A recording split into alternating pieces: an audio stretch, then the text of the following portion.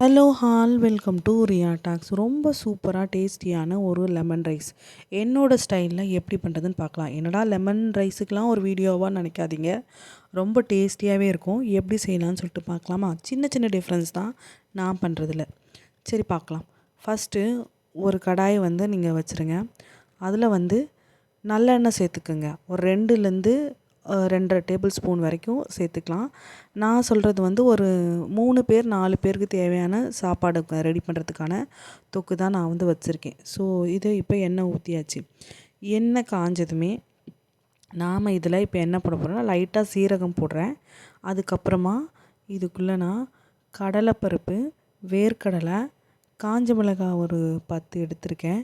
அதுக்கப்புறம் பார்த்திங்கன்னா உளுத்தம்பருப்பு கொஞ்சமாக வாசனைக்கு இதெல்லாம் சேர்த்து, உங்களுக்கு முந்திரி வேணும்னாலும் முந்திரியும் சேர்த்துக்கலாம். முந்திரி கொஞ்சம் லேட்டாக போடுங்க, ஏன்னா இதெல்லாம் வறுபட கொஞ்சம் டைம் எடுக்கும். நிறம் மாறுற வரைக்கும் பார்த்திங்கன்னா நம்ம இதை கொஞ்சம் வறுக்கணும். இப்போது இது கூட காஞ்ச மிளகாயில் ஒரு 10 நான் சேர்த்துருப்பேன். இப்போ இது கூடவே பச்சை மிளகாய் ஒரு 3 கீரி வச்சுருக்கேன். அப்புறம் ஒரு சின்ன துண்டு இஞ்சி, இதை நீள நீளமாக கட் பண்ணி கூட சேர்த்து வறுத்துக்கலாம். என்னடா இஞ்சியெல்லாம் சேர்க்குறீங்கன்னு நினைக்கலாம், ஆனால் இஞ்சி கூட சேர்த்து சாப்பிட்டு பாருங்கள், ரொம்பவே டேஸ்ட்டாக இருக்கும். அந்த ஃப்ளேவர் பார்த்திங்கன்னா நல்லா இந்த ஆயிலில் இறங்கும்போது உங்களுக்கு சூப்பராகவே இருக்கும். ஸோ இப்போ இதோட கலர் சேஞ்ச் ஆனதுக்கப்புறமா ஒரு சின்ன ஸ்பூன் அளவுக்கு மஞ்சள் தூளும் பெருங்காயத்தூளும் இந்த ஆயில்லே சேர்த்துடணும். மஞ்சள் தூள் லெமன் ஜூஸ் ஊற்றுனதுக்கப்புறமா நீங்கள் ஊற்றுனீங்கன்னா அந்த மஞ்சளோட ஸ்மெல் அதில் இருந்துக்கிட்டே இருக்கும். இந்த மாதிரி ஆயிலில் இருக்கும்போது நீங்கள் போட்டிங்கன்னா உங்களுக்கு அந்த ஃப்ளேவர் கலர் மட்டும் உங்களுக்கு கொடுக்கும். அந்த மஞ்சத்தூளோட ஸ்மெல் வராது. இதுக்கு மட்டும் இல்லை, நிறைய டிஷ்ஷுக்குமே இப்போது எக் ஆம்லெட்லாம் போடுறீங்கன்னா அதில் கூட ஆயில்லே மஞ்சள் தூள் சேர்த்து பாருங்கள், அந்த மஞ்சள் தூளோட தனி ஸ்மெல்லு வராது. ஸோ இப்போது கருவேப்பிலை ஒரு கொத்து, லெமன் ரைஸ் ஆகட்டும் புளி சாதம் ஆகட்டும், அதுக்கு கருவேப்பிலை சேர்த்துக்கிட்டா தான் செம்ம டேஸ்டியாக இருக்கும். ஸோ இதை நல்லா அலசிட்டு எண்ணெயிலே ஃப்ரை பண்ணி விட்டுட்டு, இப்போ பெருங்காயப்பொடி போட்டிருக்கேன். அதுக்கப்புறமா கொஞ்சமாக மஞ்சப்பொடியும் தேவையான அளவுக்கு உப்பும் நம்ம சேர்த்துக்கலாம். ஸோ இப்போ நல்லா எல்லாமே ஃப்ரை ஆகி வந்துருச்சு. மஞ்சள் தூளும் இப்போ சேர்த்தாச்சு. மஞ்சள் தூள் சேர்த்ததுமே லைட்டாக ஒரு பெரட்டிட்டு அப்படியே அந்த மஞ்சள் தூள் எண்ணெயில் கரைஞ்சதுமே மிக்ஸ் ஆனதுமே லெமன் ஜூஸை நீங்கள் ஊற்றணும். ரொம்ப விட்டிங்கன்னா அது கலர் சேஞ்செலாம் ஆயிடுச்சுன்னா நல்லா இருக்காது. ஸோ இதை சேர்த்து நல்லா ஒரு மிக்ஸ் ஆகிட்டு இப்போ பாருங்கள் எல்லாமே ஃப்ரை ஆகிடுச்சு. அந்த மஞ்சள் தூள் கருகிறதுக்குள்ளே நீங்கள் பார்த்திங்கன்னா லெமன் ஜூஸை ஊற்றிடணும்.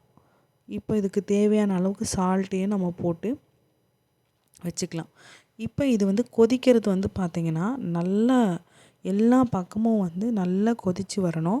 ரொம்ப நேரம் லெமன் சாதத்துக்கு இது கொதிக்கணும்னு அவசியம் இல்லை. புளி தொக்கு தான் பார்த்திங்கன்னா நிறைய நேரம் கொதிக்கணும்.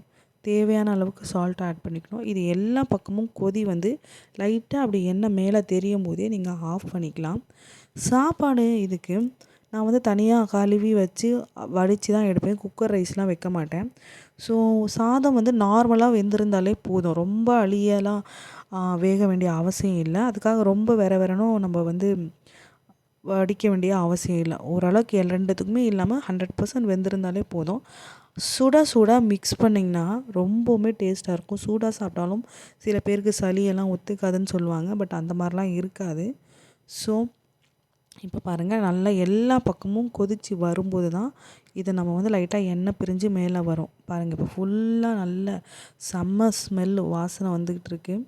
கொத்தமல்லி இருந்தால் கூட ரொம்ப பொடியாக கட் பண்ணிவிட்டு இந்த டைமில் நீங்கள் சேர்த்துட்டு சாப்பாடு கூட மிக்ஸ் பண்ணி சாப்பிட்டு பாருங்கள், செம்மையாகவே இருக்கும்.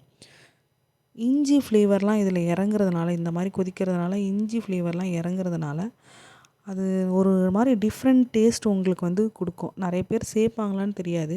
பாருங்கள் இப்போ எண்ணெய் பிரிஞ்சு வர ஆரம்பிச்சிருச்சு. ஸோ இப்போ நம்ம கேஸ் ஆஃப் பண்ணிவிட்டு ரைஸில் சுட சுட நான் போட்டு கலந்து லஞ்ச் பேக்கு ரெடி பண்ணிட்டேங்க. எனக்கு எப்பவுமே லெமன் ரைஸோட இந்த கருணக்கிழங்கு வறுவல் தாங்க ரொம்ப பிடிக்கும். காராக்கருணன்னு சொல்லுவாங்க.